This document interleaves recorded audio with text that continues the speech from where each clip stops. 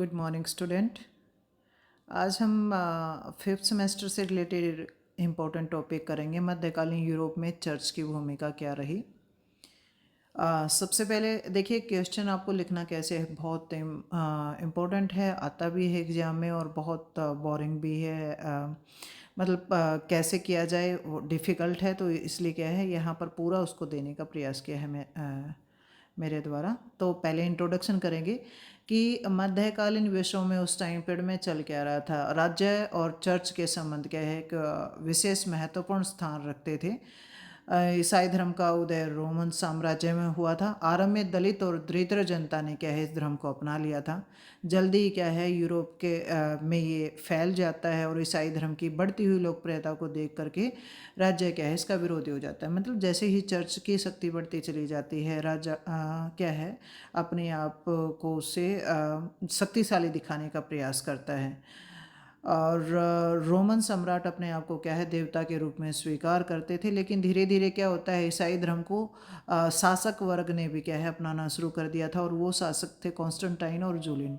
इन्होंने क्या है इसे अपना राजधर्म घोषित कर दिया था। इसका मतलब क्या है जनता भी वहाँ इस धर्म को मानेगी और ईसाई धर्म का प्रसार होएगा। उसके बाद उनके प्रयासों से क्या हुआ, ईसाई धर्म England, France, Germany, Belgium, Czechoslovakia, Yugoslavia, उत्तरी अफ्रीका आदि देशों में फैल गया। यूरोप में जगह जगह क्या है गिरजाघरों की स्थापना होनी शुरू होगी। अतः रोमन साम्राज्य के लिए क्या शांति और स्थायित्व के लिए ईसाई धर्म के अनुयायियों के प्रति सहनशीलता की नीति अपनाना आवश्यक हो गया। मतलब क्या है जैसे ईसाई धर्म बढ़ता चला गया तो रोमन साम्राज्य में भी क्या हुआ ईसाई धर्म को अपनाना शुरू कर दिया। तो ये हमारी एक तरीके से इंट्रोडक्शन हो जाएगी कंप्लीट। नेक्स्ट है इसी टाइम पीरियड में क्या हुआ, पश्चिमी यूरोप में कैथोलिक अथवा सार्वभौमिक चर्च का विकास भी तेजी से हुआ। अब कई बार पूछा जाता है कि पोप की उपाधि कब धारण की गई, किसके द्वारा धारण की गई। तो 5वीं शताब्दी में रोम के जो बिशप हैं, धर्म अधिकारी हैं, वो क्या करते हैं पोप की उपाधि धारण कर लेते हैं। उसने अपने आप को सेंट पीटर का उत्तराधिकारी, जो ईसाई धर्म का प्रचारक था और ईसा मसीह का प्रतिनिधि घोषित कर दिया।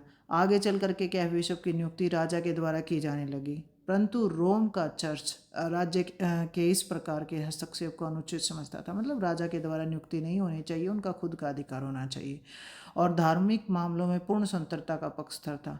परंतु कोई भी राजा चर्च की इस बात को मानने को तैयार नहीं था, जिसका परिणाम क्या हुआ, राज्य और चर्च के बीच क्या संबंध बिगड़ते चले गए और दोनों में संघर्ष शुरू हो गया। तो ये पूरी मैंने यहाँ क्या है इंट्रोडक्शन देने का प्रयास किया है और वो आराम से याद हो जाएगी। नेक्स्ट है ईसाई मठवाद क्या था।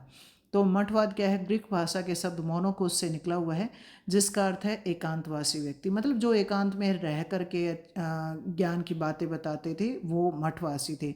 आरंभ में जो लोग एकांतवासी जीवन व्यतीत करते थे, ईसाई धर्म का प्रचार करते थे, उनको मठवासी कहा जाता था। कुछ समय के बाद क्या होता है, जो सामूहिक जीवन व्यतीत करने वाले हैं उनको भी मठवासी कहा जाने लग गया। फिर मध्यकालीन वठीय व्यवस्था में क्या दो प्रकार के देखने को मिलते हैं। एक तो वैरागी जो है, एक एकांतवासी हैं जो विरक्त योगिया होते हैं। दूसरे समाजवादी भिक्षु थे या मठवादी, उनको कहा जाता था भाई। फिर 3री शताब्दी तक क्या है वैराग्य जीवन पर बल दिया जाने लग गया और मठवाद का प्रसार होना शुरू हो गया।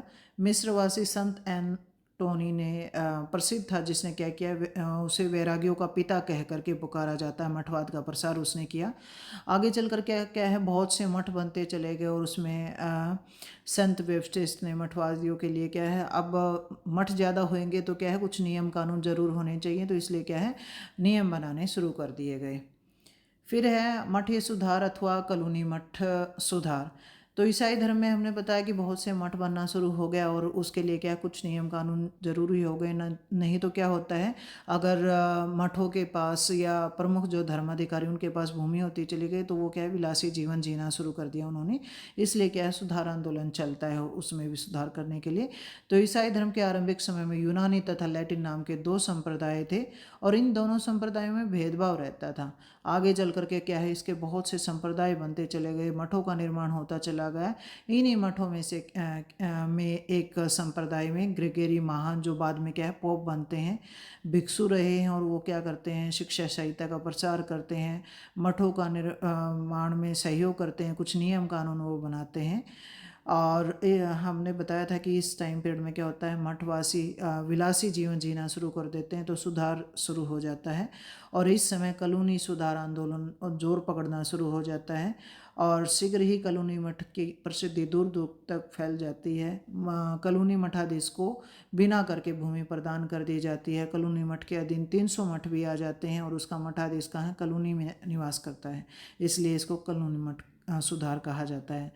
और यूरोप में कॉलोनी मठी व्यवस्था इतनी प्रसिद्ध होने लगी कि धीरे धीरे सभी मठ उसके अधीन आ गए और कॉलोनी के मठी व्यवस्था की बढ़ती हुई लोकप्रियता को देख करके सामंतों ने, बेनिफिस्ट संप्रदाय तथा अन्य धार्मिक संप्रदायों ने इसका विरोध करना शुरू कर दिया और इसके बावजूद भी क्या 12वीं शताब्दी तक कॉलोनी मठ निरंतर प्रगति करता रहा। तो हमने कॉलोनी मठ या मठीय जो सुधार उसके बारे में बताया, 2-4 लाइनें 5 लाइनें जो आपको याद हो जाए वो कर लेना।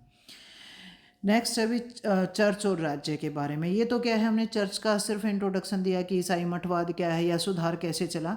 अब पश्चिमी यूरोप में क्या होता है, साम्राज्य की पुनर्स्थापना के दौर में राज्य और चर्च के बीच मतभेद शुरू हो जाता है। 3 कारण उसके पीछे थे भाई। राजा तथा चर्च में सहयोग नहीं रहा, दोनों एक दूसरे के मतभेद पैदा होते चले गए। सम्राट के समर्थक ये मानते थे कि गैर धार्मिक मामलों में भी सम्राट का अधिकार होना चाहिए और जो चर्च के लोग ये मानते थे कि गैर धार्मिक मामलों में भी और धर्म के मामलों में भी चर्च की सुरक्षिता होनी चाहिए। तो इसके कारण क्या है, दोनों में संघर्ष होता है और संघर्ष का वर्णन हमने नीचे कर रखा है। सबसे पहले है पोप तथा जर्मन हेनरी चतुर्थ में संघर्ष। जर्मन राजा हेनरी चतुर्थ है और पोप के बीच में संघर्ष होता है भाई। 11वीं शताब्दी में राज्य तथा चर्च के बीच संघर्ष उस समय आरंभ हो जाता है जब 1057 ईस्वी में पोप निकोलस द्वितीय ने क्या है, धर्म उपदेश जारी करके सम्राट तथा रोम की जनता से पोप के निर्वाचन करने का अधिकार अपने हाथ में लेकर के उसे कॉलेज ऑफ कॉर्डिनल्स को प्रदान कर दिया। मतलब क्या है, पोप ने जो धर्माधिकारी चुनने का अधिकार है वो राजा से छीन लिया। तो पोप गिरगेरी सप्तम 1073 से 1085 तक ये रहे। लेकिन देखिए टाइम पर हमें याद नहीं होता है, ऐसे ही यहाँ बता रखा है। पोप के पद पर आसीन हुए भी उन्होंने भी क्या किया, राज के जो सत्ता है उस पर आध्यात्मिक शक्ति की विशेषता स्थापित करने का प्रयास उसने किया भी। उसने ये भी दावा किया कि वह सम्राट को जब चाहे गद्दी से हटा सकता है। तो क्या है, मतभेद बढ़ता चला गया भी उनके बीच में। अब राजा और पोप के बीच संघर्ष इतना बढ़ जाता है कि राजा के एक विश्वास पात्र व्यक्ति क्या करते, पोप को बंदी बना लेते हैं। लेकिन दूसरे दिन क्या करता है, क्रुद्ध भीड़ वहाँ पहुँच जाती है, पोप को छुड़वा लिया जाता है। पोप क्या करता है, साम्राज्ञी के सामने जाता है और हेनरी चतुर्थ को क्या सम्राट के पद से हटाने की घोषणा कर देता है। जनता भी पोप का साथ देती है। राजा अकेला पड़ जाता है इस टाइम पीरियड में। तो वो क्या करता है, पोप के प्रति वफादार रहने का आश्वासन वो देता है, लेकिन लोग उससे संतुष्ट नहीं होते।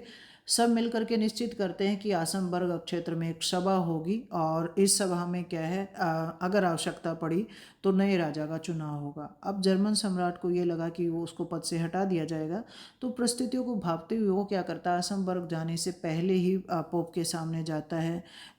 लंबी यात्रा वो करता है, नंगे पाँव बर्फ़ पर चलता है और फिर 3 दिन वो क्या है, पोप के किले के सामने खड़ा रहता है। फिर लोगों के कहने पर, अधिकारियों के कहने पर पोप के द्वारा उसे क्षमा कर दिया जाता है। लेकिन इतना होने के बाद भी पोप और जो हेनरी चतुर्थ के बीच जो संघर्ष चल रहा है वो चलता रहता है लंबे समय तक। पोप ग्रिगोरी सप्तम की डेथ हो जाती है, उसके बाद भी क्या दूसरे जो पोप बनते हैं वो संघर्ष आगे बढ़ता चला जाता है। फिर उसके बाद हेनरी चतुर्थ के बाद उनके बेटे जो हेनरी पंचम, वो भी क्या करता है, अपने पिता की जो धार्मिक नीति थी उसका अनुसरण करता है। उस टाइम पीरियड में पोप पेस्कल है भाई, और फ्रांस के शासक से जर्मनी सम्राट के विरुद्ध सहायता भी मांगता है। एक विशाल सेना लेकर के हेनरी पंचम रोम में घुस जाता है और पोप और हेनरी पंचम के बीच क्या समझौता हो जाता है। लेकिन हेनरी पंचम क्या करता है, पोप को बंदी बना लेता है, फिर थोड़े टाइम के बाद उसको छोड़ देता है। तो रोम की जनता क्या करती है, विद्रोह कर देती है भाई। बाद में दोनों में हेनरी पंचम और पोप के बीच संबंध अच्छे हो जाते हैं। लेकिन जनता के विरोध के बाद क्या होता है, पोप ने हेनरी पंचम को जो भी सुविधाएं दी थी, मतलब दोनों में समझौता होता है और पोप के द्वारा कुछ सुविधाएं दे दी जाती हैं, उनको वो वापस ले लेता है, जिसके बाद इनका संघर्ष फिर से शुरू हो जाता है। तो यहाँ हमने एक पॉइंट, एक कंट्री का, जर्मनी के 2 राजाओं के बारे में बताया कि कैसे पोप के साथ उनका संघर्ष चलता है। उसके बाद है पोप कैलिस्टर द्वितीय तथा हेनरी पंचम के बीच धर्म संधि होती है भाई। हेनरी पंचम और पोप की लड़ाई दोनों के दोनों थक चुके थे भाई, तो दोनों संधि करना चाह रहे थे। और बमरस नामक क्षेत्र में क्या होती है, इनकी संधि होती है भी।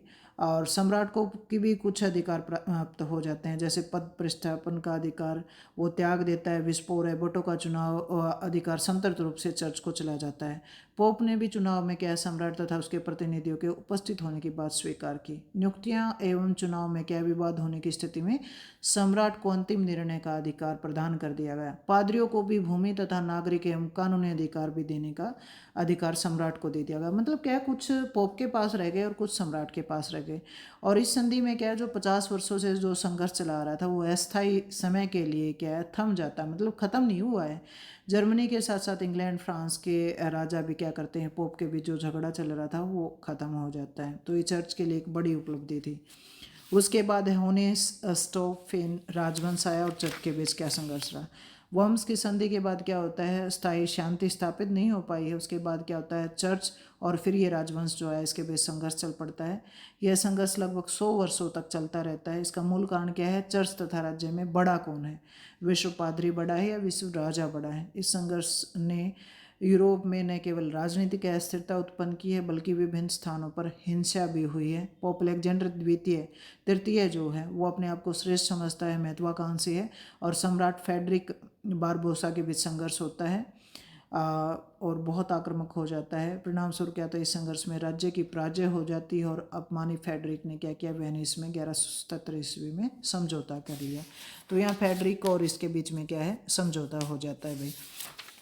उसके बाद बात करें हम नेक्स्ट, पोप इनोसेंट तृतीय तथा राज्य में संघर्ष। पोप देखिए समय समय पर बहुत से बदलते जा रहे हैं, तो हम जो इम्पोर्टेंट पोप हैं उन्हीं के बारे में बता रहे हैं। 1198 में क्या हुआ, कार्डिनल इनोसेंट तृतीय के नाम से पोप की गद्दी पर बैठता है। वो एक बहुत बड़ा विद्वान है, वह पोप तंत्र को राज के शक्ति से श्रेष्ठ मानता है। अब जैसे 11वीं शताब्दी में पहले जितने पोप हुए उन्होंने राजाओं पर कैसे नियंत्रण स्थापित किया या राजाओं को अपने आधिपत्य में लेकर के आया। ऐसे ग्रेगरी सप्तम ने क्या किया, हंगरी स्पेन को अपने अधीन ले लिया। एड्रियन चतुर्थ ने इंग्लैंड और आयरलैंड को अपने आधिपत्य में ले लिया। इनोसेंट तृतीय ने पवित्र रोमन साम्राज्य को England, Poland, Norway, Sweden, Jerusalem जैसे राज्यों ने उसका साथ दिया। और उसने पवित्र रोमन साम्राज्य में जर्मन चर्च को राज्य के नियंत्रण से मुक्त करवाया। उसने 1201 ईस्वी में जर्मन की गद्दी पर ओटो चतुर्थ का समर्थन किया था और इसके बदले में ओटो चतुर्थ ने भी क्या उसको कुछ सुविधाएं दी थी। सम्राट ओटो ने चर्च को न केवल इटली की स्वतंत्रता प्रदान की बल्कि उसने जर्मनी चर्च पर भी से भी राज्य का नियंत्रण भी हटाया। इनोसेंट ने इटली को जर्मनी के नियंत्रण से मुक्त करवाया। कुछ समय बाद क्या होता है, ओटो चतुर्थ और पोप के बीच संघर्ष आरंभ हो जाता है, जिसके कारण पोप ने क्या किया, राजा को जाति से बहिष्कृत कर दिया, उसके बेटे फेडरिक द्वितीय को सम्राट बना दिया। लेकिन उससे क्या दोनों के बीच में मतभेद आरंभ हो जाता है। तो यहाँ हमने इस पॉइंट में क्या बताने का प्रयास किया कि ये पोप इनोसेंट तृतीय से पहले जितने पोप हुए उन्होंने कैसे ईसाई धर्म का प्रसार किया है, जगह जगह क्या है पोप के नियंत्रण में लेकर के आया देशों को। उसके बाद नेक्स्ट है पोप तंत्र तथा इंग्लैंड के राज्य में संघर्ष। ये सिर्फ जर्मनी में नहीं, पूरे यूरोप में ऐसे चला है। तो इंग्लैंड के राजा जॉन है और उसके बीच में संघर्ष चलता है। इनोसेंट तृतीय ने फ्रांस के फिलिप ऑगस्टस और इंग्लैंड के रिचर्ड प्रथम के बीच युद्ध विराम करवाया था।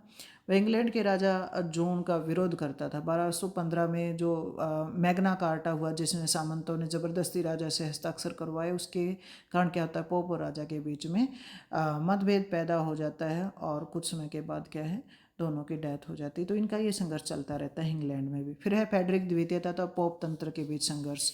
उसके बाद क्या होता है, पोप इटली में भी पोप तंत्र की सुरक्षा के लिए बाह्य नियंत्रण से मुक्त करवाने का प्रयास करता है। दूसरी तरफ फेडरिक अपना अधिकार स्थापित करना चाह रहा है। 1220 में क्या होता है, फेडरिक ने इटली पर अधिकार करने की चेष्टा की। लोम्बार्डी जो संघ था उसने इसका विरोध किया। पोप भी राजा को जाति से बहिष्कृत करना चाह रहा था और स्थिति को देखते हुए राजा और पोप क्या करते हैं, समझौता कर लेते हैं। अभी ग्रेगरी नवम इस टाइम पीरियड में पोप है भी, राजा को धर्म युद्ध में भाग न लेने के कारण उसे जाति से बहिष्कृत कर देता है भाई।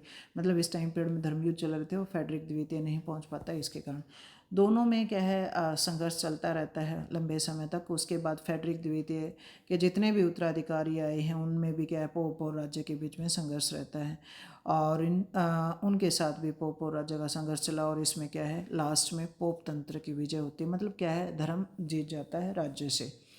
अब लास्ट हमारा क्या है, पोप और चर्च में अगर हम बात करें चर्च और राज्य में, तो संघर्ष के परिणाम क्या रहे। अब देखिए इस संघर्ष में जितना भी हमने देखा, चाहे जर्मनी के साथ, इंग्लैंड के साथ, इटली के साथ, तो इन सब में देखते हैं राजा क्या है, कमज़ोर होता दिखाई देता है। तो राजा की जो शक्ति थी, जो शक्तिशाली माना जाता था, सर्वसेनापति है, न्यायाधीश है, सारी शक्तियाँ उसके पास है, निरंकुश होता है। लेकिन यहाँ क्या है, राजा की जो शक्ति थी, उसकी प्रतिष्ठा थी, उसका पतन होता है और पोप क्या है, सम्मानित, उसका सम्मान बढ़ता चला जाता है। सामंतों की शक्ति में वृद्धि होती है। अब देखो चर्च और राज्य के राजा के बीच में जब संघर्ष चलता है, राजा क्या है, सामंतों के ऊपर नियंत्रण नहीं कर पाता, तो क्या है, सामंत अपने अपने क्षेत्र में संतृप्त हो जाते हैं और सत्ता एक राजा की तरह सत्ता वो संभालना शुरू कर देते हैं। उसके बाद है पोप का शक्तिशाली होना। अब इतना लंबा संघर्ष हम करके आए, उसमें हमने देखा कि पोप क्या है, शक्तिशाली हो गया है। चाहे वो जर्मनी में देखें या कहीं भी देखें, पोप क्या करता है, अपनी इच्छा से राजा को पद से भी हटा देता है, जाति से बहिष्कृत कर देता है, जनता उसके साथ खड़ी है। तो पोप तंत्र क्या है, शक्तिशाली होता दिखाई देता है यूरोप में इस टाइम पीरियड में। फिर है आर्थिक पतन। जब इनमें आपस में लड़ाइयाँ चल रही हैं, संघर्ष चलता रहता है लंबे समय तक, तो इसमें संघर्ष में पोप ने भी अनेक ऐसे तरीके अपनाए जिसकी यूरोप में तीखी आलोचना होती है।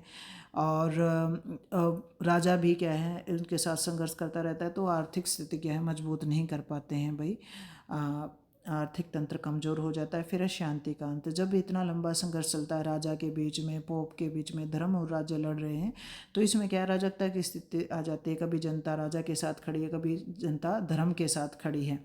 तो क्या है, इस टाइम पीरियड में यूरोप में चर्च और राज्य के संघर्ष के कारण शांति भंग हो जाती है। और लास्ट में क्या कर सकते हो, आप निष्कर्ष कर सकते हो कि सारी जो चीज़ें हैं उसका निचोड़ यहाँ बता सकते हो। भाई ये हमारा बहुत इंपॉर्टेंट क्वेश्चन था और वो यहाँ कंप्लीट हो जाता है, जिसमें हमने चर्च का अर्थ और इनका संघर्ष और लास्ट में क्या संघर्ष के परिणाम क्या रहे वो बताया है।